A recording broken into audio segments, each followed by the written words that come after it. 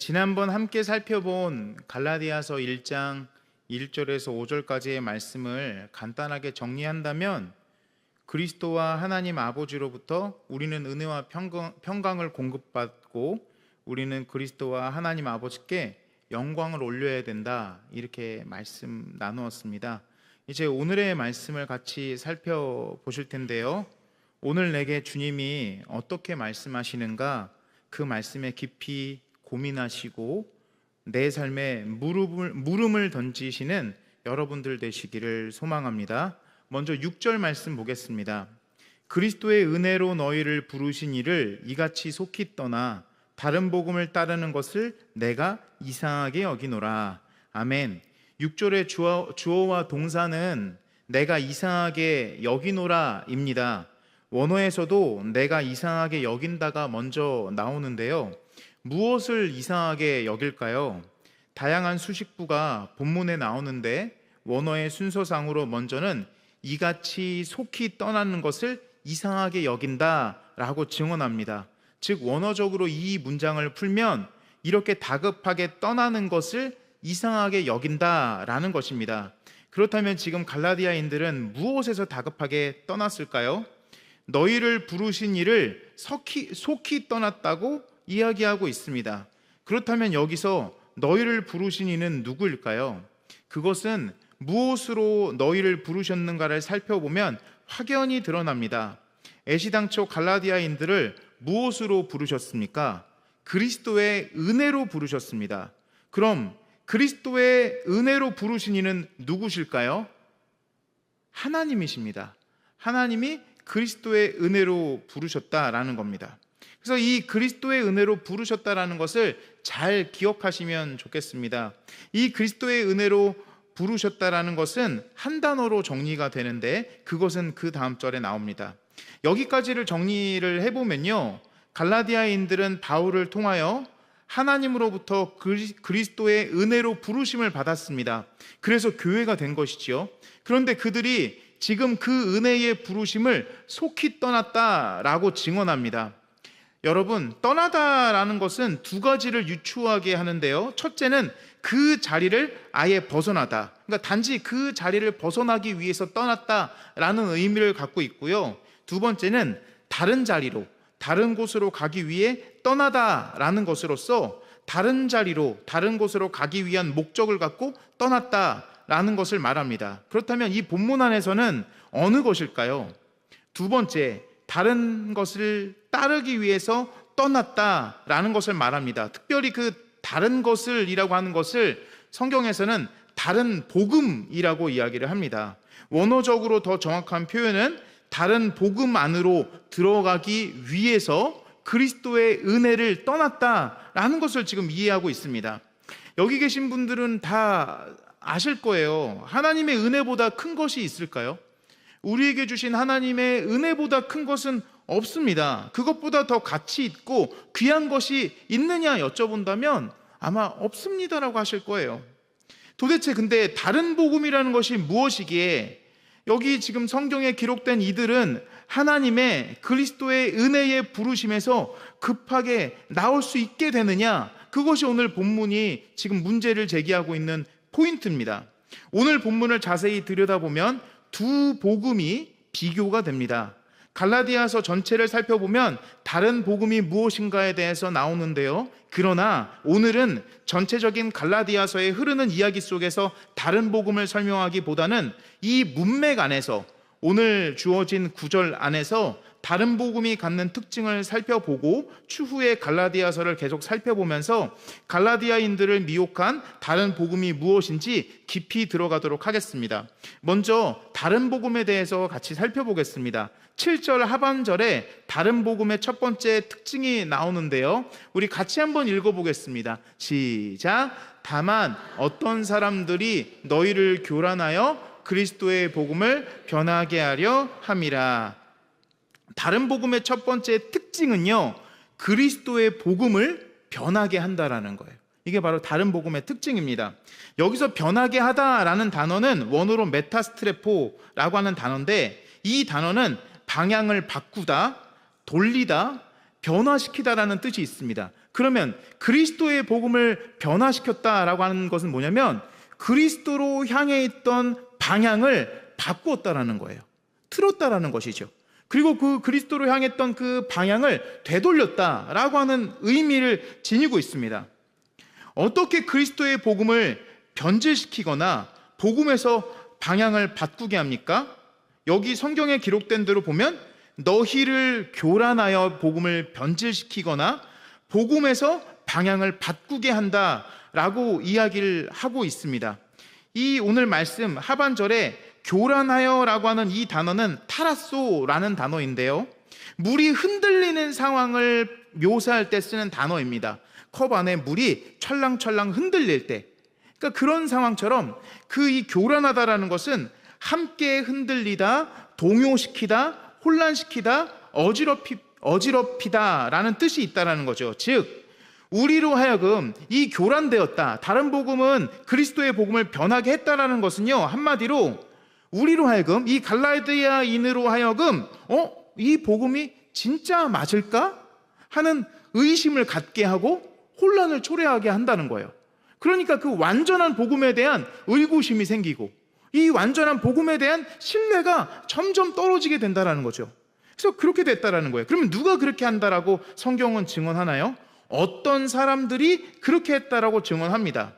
그러니까 그리스도의 복음에서 방향을 바꾸게 하려는 목적을 가진 사람들이 우리로 혼란을 초래해 그리스도의 복음에서 나오게 하려 한다라는 거예요. 그러니까 그 혼란을 초래하지만 않았다면 그리스도의 복음, 그 방향성을 따라서 걸어가는데 그 그리스도 복음에 대한 의구심이 갖게 하고 혼란을 갖게 하니까 스스로 그 그리스도의 복음에서 나오게 하였다라는 거예요. 다른 복음이 그런 역할을 했다라는 거고요. 다른 복음의 특징 두 번째는요, 10절에 나옵니다. 우리 10절 말씀을 다 같이 한번 읽어보겠습니다. 시작. 이제 내가 사람들에게 좋게 하랴, 하나님께 좋게 하랴, 사람들에게 기쁨을 구하랴. 내가 지금까지 사람들의 기쁨을 구하였다면 그리스도의 종이 아니니라. 아멘. 이 다른 복음의 특징 두 번째는요, 사람들을 좋게 하고 기쁘게 한다라는 거예요. 이 부분을 표준 세번역 성경으로 다 같이 읽어보겠습니다. 잘 보이시나요? 예, 같이 한번 읽어보겠습니다. 시작. 내가 지금 사람들의 마음을 기쁘게 하려 하고 있습니까? 아니면 하나님의 마음을 기쁘게 해드리려 하고 있습니까? 아니면 사람의 환심을 사려고 하고 있습니까? 내가 아직도 사람의 환심을 사려고 나는 그리스도의 종이 아닙니다.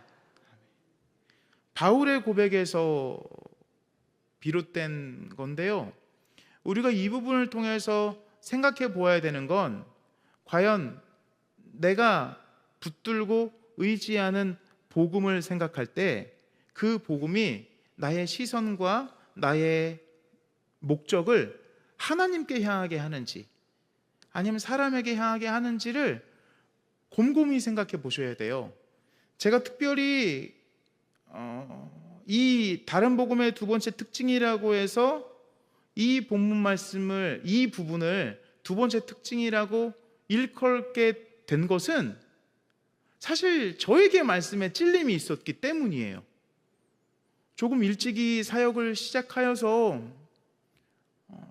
목사가 되었고, 그리고 하나님을 기쁘시게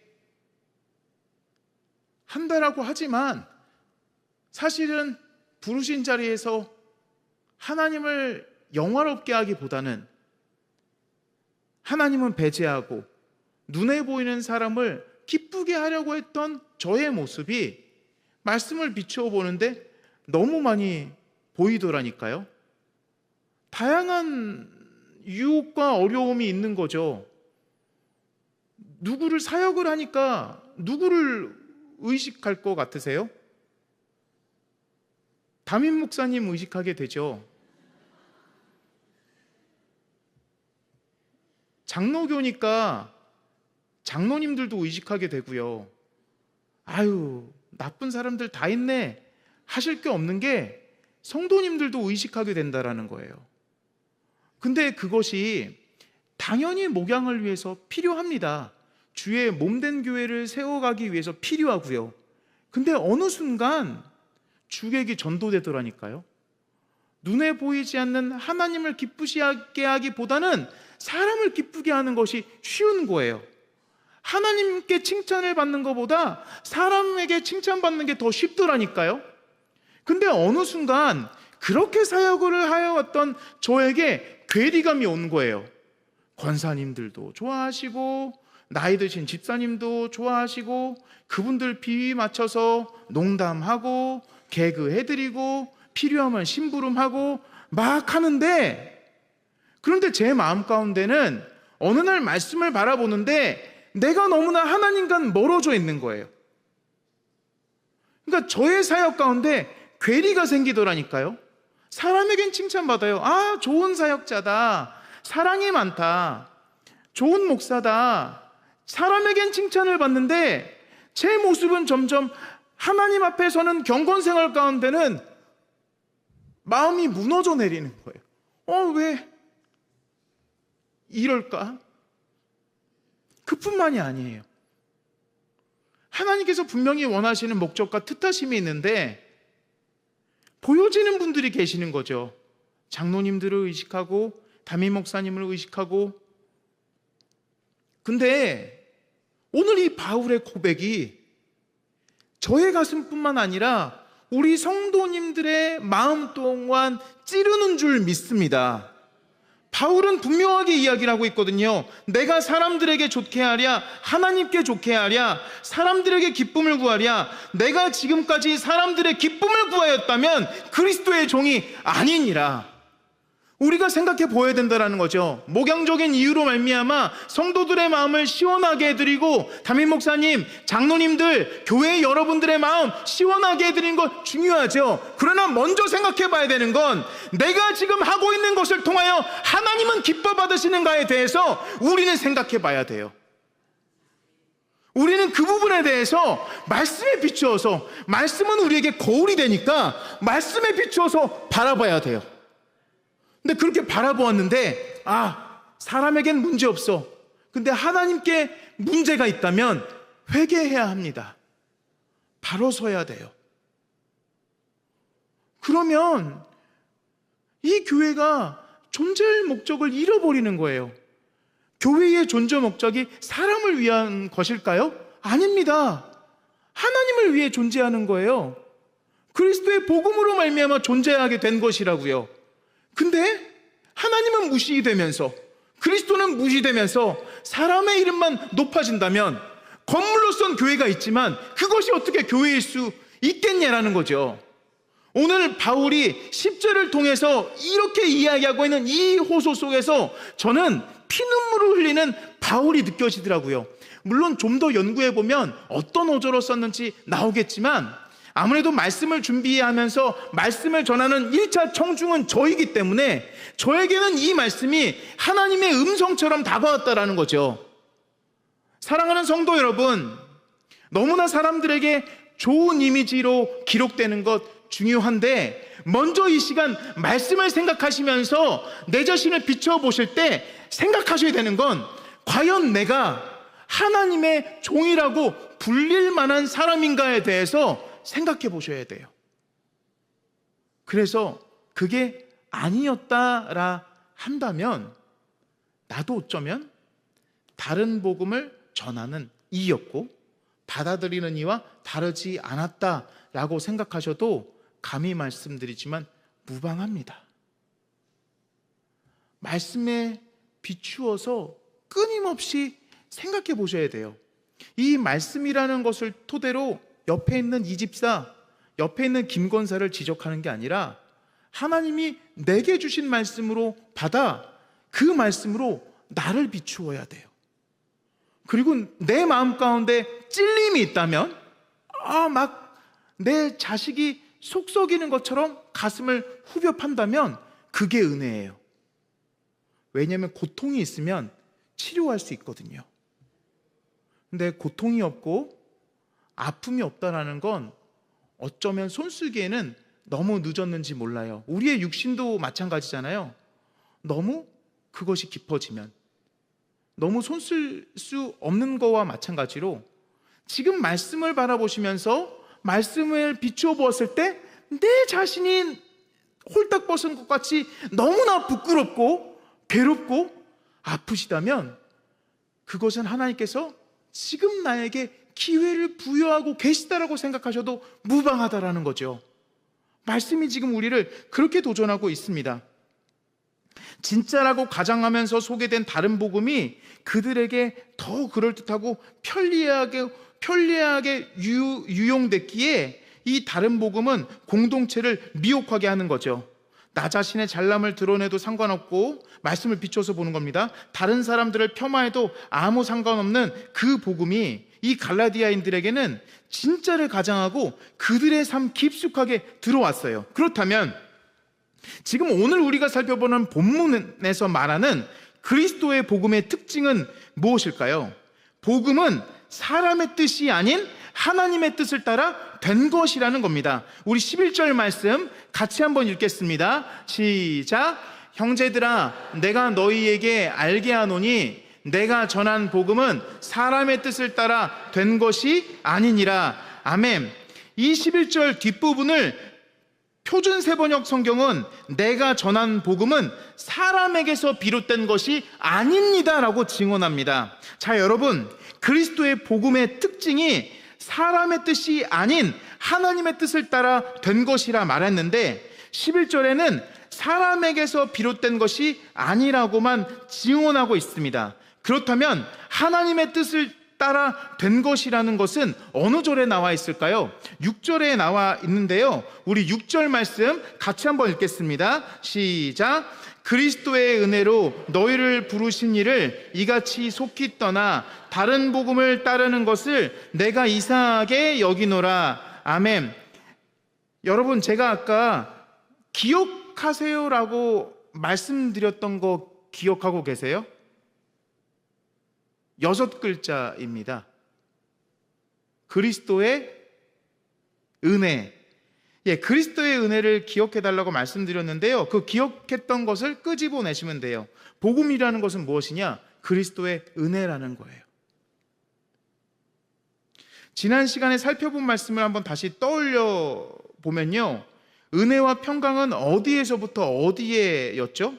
주 예수 그리스도와 우리 주 하나님으로부터 은혜와 평강이 우리에게라는 뜻이었어요. 그럼 그 은혜와 평강은 계속적으로 그래서 공급받아야 된다고 말씀드렸습니다. 하나님과 예수 그리스도로부터 공급되는 거예요. 그러면 오늘 말씀에서 이 복음은 그리스도의 은혜다라고 한다면 어떻게 지금 지난주의 말씀과 어떻게 이어질 수 있을까요?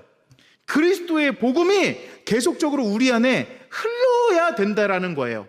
그냥 예수를 인격적으로 믿음으로 말미암아 끝났다라는 게 아니라 날마다 은혜와 평강을 하나님과 주 우리 그리스도로부터 공급받듯이 그리스도의 복음이 날마다 우리의 삶 가운데 폭포수와 같이 흘러 넘쳐야 돼요.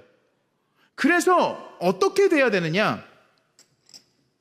여기 컵이 있습니다. 컵이 있는데요, 은혜와 평강이 부어진다라고 하는 것은 단지 이 컵이 그득할 때까지 부어진다라는 개념이 아니고요, 이 컵이 차고 넘칠 때까지 계속적으로 부어지는 거예요. 우리가 어떤 예를 들어 물병에 물을 따른다고 했을 때는 물병에 물을 따르다 보면 그 물병에 물이 떨어지면 이 컵에 부어지는 물이 제한이 있겠죠. 근데 하나님과 주 우리 그리스도로 말미암아 부어지는 은혜와 평강은 제한이 없다고요. 마찬가지로 그리스도의 복음도 제한이 없는 거예요. 그럼 날마다 우리는 그리스도의 복음으로 말미암아 우리 잔이 차고 넘치는 역사가 있어야 됩니다. 그러면 그 복음으로 말미암아 차고 넘치는 것을 성경에서는 다른 말로 우리는 뭐라고 얘기를 하냐면 성령 충만이라고 이야기를 합니다. 충만하다라는 것은 단순히 가득 찬 상태를 얘기하는 게 아니라 차고 넘치는 상태를 이야기를 하는 거거든요. 그러니까 제한 없을 정도로 계속적으로 부으시는 그리스도의 복음의 역사가 있다라는 거예요. 근데 그 복음의 역사는 사람으로 된 거라고 말씀이 기록하였나요? 아니면 사람이 아닌 하나님으로부터 된 거라고 기록되어졌나요? 하나님으로부터 되어졌다고요. 그러니까 우리의 인생이 소망이 있는 겁니다. 때로는 우리가 성령 충만하지 못한 삶을 살아도 언제든지 하나님께서는 우리의 잔 안에 은혜와 평강을 부을 준비를 해놓으셨다라는 거죠. 그러니까 계속적으로 성령 충만한 상태로 살아가는 것은 그리스도의 복음으로 충만하여야 된다라는 겁니다. 바울은 지금 그것을 이야기를 하고 있습니다. 그래서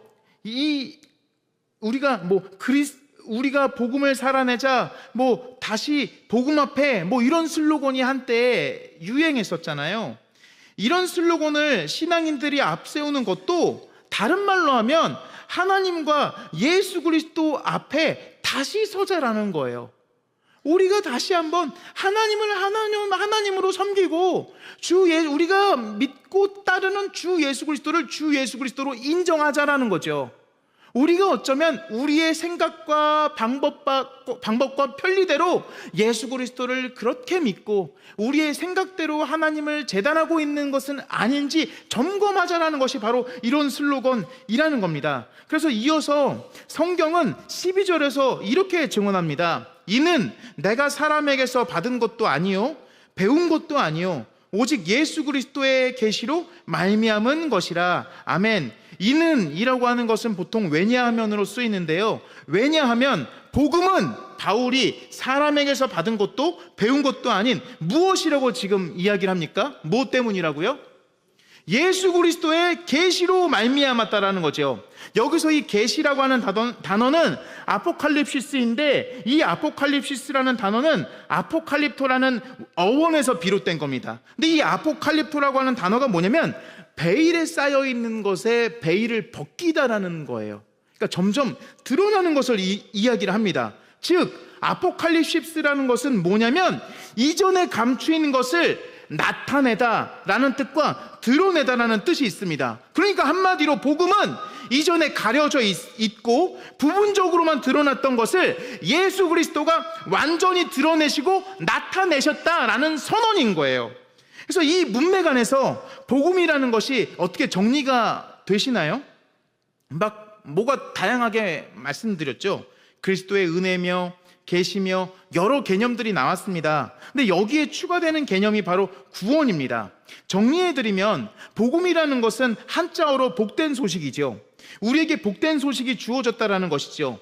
왜 이것이 우리에게 복된 소식입니까? 예수님이 오시기 전 죄로 말미암아 죽을 수밖에 없던 인간에게 구원은 실로 어려운 일이었었습니다. 우리가 새벽마다 로마서를 보셔서 아시겠지만 오직 하나님이 주신 말씀, 율법을 완전히 지켜야만 구원에 이를 수 있었는데, 그러나 그렇게 선지자들을 통해 감춰져 있고 부분적으로만 드러나 있던 구원의 실마리를 완전히 드러내신 분이 바로 예수 그리스도시라는 거예요. 그 예수 그리스도로 말미암아 구원이 완성되었다, 이루어졌다라는 것을 우리에게 선언합니다. 그래서 지금 12절에 보았던 그분이 계시로 나타나셨다라는 거예요. 그분이 계시로 말미암은 것이라고 지금 성경은 증언합니다. 그래서 그분을 예수로 영접하는 자가 구원에 이르게 되는데, 그때 우리가 맞닥뜨리게 되는 것이 바로 복음이라는 거예요. 그리고 그 복음 안에 거하는 모든 것이 바로 하나님의 그리스도의 은혜로의 부르심이라는 거예요. 이해가 되십니까? 그래서 그 복음이 우리에게 실제가 되었다라는 것입니다. 그렇기에 이 복음 외에 다른 복음이 있을까요? 없을까요? 없어요. 그래서 이 복음 외에 다른 복음이 없는 거예요. 우리가 생각하기엔 중요한 것들이 너무나 많죠. 비본질적인 것들, 중요한 건 너무나 많습니다. 그러나 우리가 가장 우선시해야 되고 우리가 먼저 주목하여 집중해야 되는 건 복음이라는 거예요. 그리스도의 복음이라는 거예요. 우리가 그리스도의 복음이 없었더라면 우리는 하나님의 나라의 백성이 될 수 없었습니다. 근데 그 그리스도의 죽으심과 부활하심으로 말미암아, 그 복음으로 말미암아 우리가 하나님 나라의 백성이 되었다는 선언이에요. 이것보다 더 복된 소식이 어디 있겠어요? 다른 것은 없는 거예요. 그런데 7절 말씀을 같이 한번 읽어보겠습니다. 시작. 다른 복음은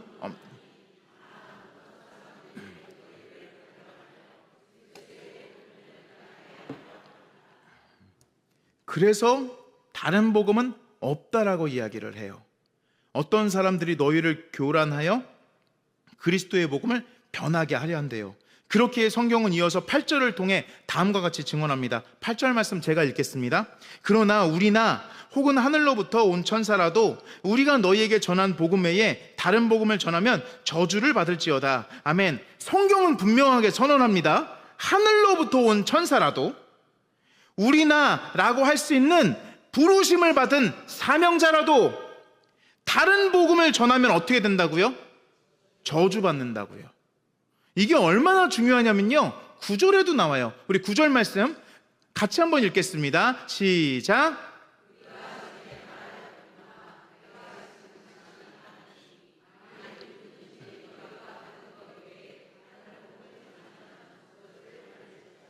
아멘. 반복적으로 나오고 있어요. 성경이 반복적으로 이야기를 한다는 건 강조예요. 다른 복음을 전하면 어떻게 된다고요? 저주를 받는다고요. 우리는 여기서 두 가지를 반드시 기억해야 됩니다. 첫 번째, 반드시 기억해야 할 첫 번째는요, 복음은 오직 그리스도의 복음밖에 없습니다. 예. 또 다른 거 있을까요? 말 못 하시겠죠? 여태 이렇게 얘기했는데 다른 게 있다 그러면 없어요. 단언컨대 없습니다. 그리스도의 복음엔 없어요. 만약에 여기서 신앙생활 하시는데 여기 구역에 어떤 분이 그리스도의 복음 말고 다른 복음이 있다 그러면 사무실에 연락 주세요. 교육자실에 연락해 주세요. 그분의 뒤를 조사해야 됩니다. 진짜예요. 그냥 웃으라 말씀드리는 게 아니라 성경은 분명하게 그렇게 선언하고 있어요. 그리스도의 복음에 다른 복음이 있다? 그러면 우리 이 공동체에, 새롭게 시작하려고 하는 우리 공동체에 이단이 없으면 좋겠지만 있으면 있을 수 있거든요. 그러니까 분명한 한 가지를 말씀드리는 거예요. 분명한 진리는 그리스도 말고 다른 복음이 있다고요? 없다고요? 없다고요. 있다고 얘기하시는 분들은 조용히 신고해 주세요. 예, 아주 이단은 박살내야 되니까. 예, 그래서 그 그리스도의 복음만이 우리를 하나님의 통치 속에서 백성으로서 자유를 누리게 합니다. 그러니까 복음을 정말 누리는 삶은요, 자유를 누리는 거예요. 하나님의 백성 되었고 자녀 되었다라는 것을 누리는 삶. 그러니까 그런 삶을 살아가기 위해서 하나님께서 우리에게 새로운 일들을 시작하시는 줄 믿습니다. 하나님 나라의 백성답게 하기 위해서 새로운 일을 시작하게 하시는 거라는 거죠. 왜냐? 그리스도 외에는 다른 복음은 없으니까요.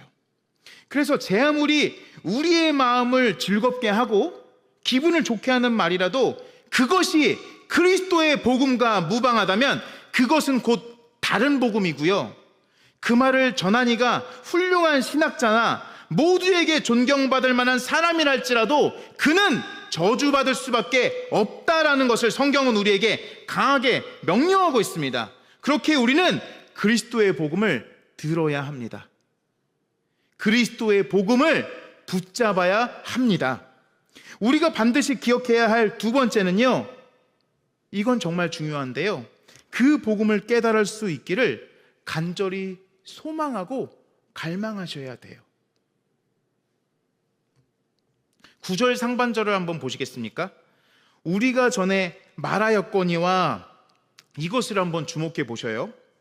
이 단어는 원어로 프로에이 레카멘이라는 단어인데, 이 단어의 형태를 좀 살펴보니까요, 동사 직설법 완료 능동태예요. 그러니까 한마디로 이 우리가 전에 말하였거니와 라는 것은 무슨 뜻이냐면 바울이 이전에 경고했다라는 거예요. 그러니까 이들이 바울에게 이런 경고를 듣지 못하고 지금 다른 복음을 쫓은 게 아니라는 거예요. 이미 경고를 들었었음에도 불구하고 이렇게 다른 복음을 쫓았다라는 거예요. 아까 다른 복음의 특징에 대해서 말씀드렸었죠? 아니, 그리스도의 복음은 뭔가 좀 그래. 근데 다른 복음은 나를 즐겁게 하고 기쁘게 하고 나의 신앙생활을 윤택하게 하는 것 같고 그야말로 살맛 나게 하고 이렇게 만드는 것 같으니까 쫓아가게 했다라는 거죠. 근데 중요한 것은요, 바울은 이미 경고했습니다. 다른 복음을 전하는 자는 저주받는다. 그러면 전하는 자만 저주받을까요? 듣는 자도 저주받는다라는 거예요. 근데 이미 경고했는데도 불구하고 지금 오늘 말씀에 보여지는 이들은 어떻게 했습니까? 다른 복음을 쫓아갔다라는 거죠. 그렇기 때문에 우리는 날마다 간구해야 돼요. 성령의 조명하심을 구해야 됩니다. 하나님의 복음이 부어지고 있는데 그 복음을 과연 복음이 내 안에 역사되어지는데 내 귀를 막고 있는 것은 아닌지 생각해 봐야 돼요. 그러면서 하나님, 내 귀가 막혀 있다면 뚫어 주십시오. 내 눈이 어두워 보지 못한다면 성령님 조명하여 주시어 진리를 깨닫게 하여 주옵소서. 간절히 사모하고 구해야 돼요. 이것이 지금 두 번째 우리가 기억해야 될 것이라는 거죠. 우리는 복음이 선명하게 선포되어져도 복음을 깨달아 알지 못할 수도 있습니다. 그래서 바울은 그것을 갈라디아서 3장 1절에서 5절로 이렇게 증언합니다. 3장 1절에서 5절 말씀 우리 같이 한번 읽어보겠습니다. 시작. 어리석도다 갈라디아 사람들아, 예수 그리스도께서 십자가에 못 박히신 것이 너희 눈앞에 밝히 보이거늘 누가 너희를 꾀더냐? 내가 너희에게서 다만 이것을 알려하노니 너희가 성령을 받은 것이 율법의 행위로냐 혹은 듣고 믿음으로냐? 너희가 이같이 어리석으냐? 성령으로 시작하였다가 이제는 육체로 마치겠느냐? 너희가 이같이 많은 괴로움을 헛되이 받았느냐? 과연 헛되냐? 너희에게 성령을 주시고 너희 가운데에서 능력을 행하시는 이의 일이 율법의 행위에서냐 혹은 듣고 믿음에서냐? 아멘. 이미 이들은 복음을 분명히 들었음에도 마치 뿌리가 얕은 나무처럼 풍파가 휩쓰니 흔들려 뽑히고 말았습니다. 우리도 마찬가지라는 거죠. 우리가 복음을 듣기를 갈망하며 복음을 듣는다면 그 복음을 듣고 믿을 수 있도록 우리에게 성령을 주시고 우리 가운데서 능력을 행하시는 하나님을 간절하게 신뢰해야 합니다. 날마다 하나님의 도우심을 구해야 돼요. 은혜와 평강이 그리스도와 하나님으로부터 부어지고 있음을 믿으신다면 그것을 누리는 삶을 살 수 있도록 하나님께 간절히 촉구해야 된다는 겁니다. 성령의 도우심 없이는, 성령의 조명 없으면 깨달을 수가 없습니다. 제 아무리 똑똑한 사람이라고 하여도 우리는 성령께서 깨닫게 해주시지 않으면 알 수가 없습니다. 그럼 그 얘기는요, 내가 소위 말하는 가방끈이 짧은데 상관없어요. 상관없다라는 거죠. 성령의 도우심을 구하시면서 하나님, 나는 세상을 살면서 내 자식들 키우면서 학교도 제대로 못 나왔고 이래저래 내가 아는 것 없지만 그러나 하나님, 내가 알고 있는 것은 하나, 주는 그리스도시요 살아계신 하나님의 아들이심을 믿고 오늘도 우리 삶 가운데 성령께서 나와 동행하심을 믿습니다. 연약한 나지만 성령님, 나에게 복음을 깨달을 수 있는 지혜를 도하여 주옵소서. 간구하면 하나님이 역사하신다라는 거죠. 우리는 그렇게 하나님의 도우심을 구하며 날마다 살아가는 것이고 하나님은 그것을 복되다라고 말씀하십니다. 분명히 기억하시죠? 예수 그리스도께서 하늘로 승천하실 때 제자들이 두려워하였습니다. 근데 그래서 예수님 가시지 않으면 안 돼요 라고 얘기할 때 예수님이 말씀하셨죠. 내가 올라가는 것이 너희에게 유익하다. 너희와 함께할 보혜사 성령을 보내주겠다 말씀하셨잖아요. 오늘 그 성령님이 우리와 함께 하심을 믿으신다면 날마다 성령의 도우심을 간구해야 합니다. 우리가 어떤 신앙의 연조가 깊어졌다고, 내가 어떤 직분이 됐다고, 예를 들면 내가 목사라고, 난 목사니까 성령의 도우심이 없으면 돼? 아니고요. 오히려 우리가 그렇게 신앙의 연조가 깊어질수록 우리는 겸손하게 주의 은혜를 구해야 됩니다. 어제까지 함께 계신 하나님이 오늘도 나와 함께 계시고 내일도 가르쳐 주실 것을 믿고 구하셔야 돼요. 그리고 성경은 그것이 복되다, 신자에게 복되다 라고 말씀하시는 거죠. 말씀을 정리합니다. 우리가 복음을 듣기를 갈망한다면 하나님께서는 그 복음을 듣게 하여 주실 줄 믿습니다. 우리가 복음을 살아내기를 갈망하신다면 하나님께서는 그 복음을 살아내도록 인도하여 주실 줄 믿습니다. 사실은 하나님이 다 하시는 거고요. 우리는 그 가운데 기도를 통하여 하나님의 사역과 발맞추어 걸어가게 하신다라는 거죠. 그것이 우리에겐 얼마나 복되고 우리가 주의 일에 참여할 수 있다는 것이 얼마나 기쁜 것인지를 누리는 귀하고 복된 인생이 되기를 소망합니다. 그렇기에 이제껏 나의 삶이 사람을 기쁘게 하는데 초점을 맞춰줬다면 이제는 한 걸음 더 뒤로 물러서 하나님을 바라보고 하나님을 기쁘시게 하는 삶이 되시기를, 저와 여러분들 되시기를 주님의 이름으로 축복합니다. 은혜가 풍성하신 아버지 하나님, 오늘 우리에게 말씀을 통하여 우리에게 주신 복음은 완전하고 그 복음 외에 다른 것은 없다라는 것을 깨닫게 하심을 감사합니다.